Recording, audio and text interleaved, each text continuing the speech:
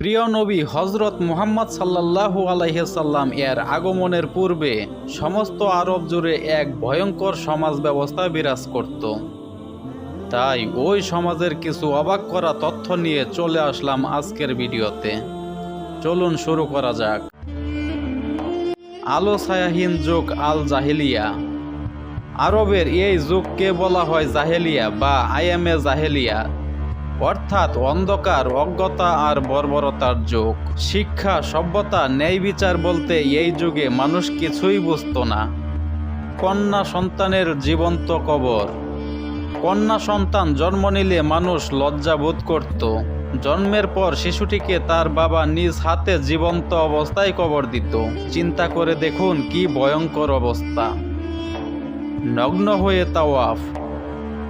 কাবা শরীফ ছিল, কিন্তু তাওয়াফ করা হতো সম্পূর্ণ নগ্ন হয়ে। বলা হতো পাপের পোশাক পরে কাবা তাওয়াফ করা যাবে না। শুধু তাই নয়, নারী পুরুষ একইভাবে নগ্ন অবস্থায় তাওয়াফ করত। যুদ্ধ আর প্রতিশোধ। একটি উটের পিঠে যে পরিমাণ পানি ধরে, ওই পরিমাণ পানির জন্য দুইটি গোত্রের ভিতর 40 বৎসর যাবৎ যুদ্ধ চলতে থাকত। এই সমাজে প্রতিশোধ ছিল ধর্মের চেয়েও বড়।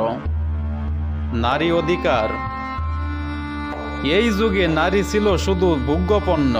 বিয়ে, তালাক, সম্পত্তি কোনো অধিকারই তাদের ছিল না। মূর্তি পূজার ভয়াবহ রূপ। কাবার আশেপাশে 360টি মূর্তি ছিল। তারা পাথরের, খেজুরের, এমনকি নিজের বানানো মূর্তিকেও সেজদা করত। মদ ও জুয়া।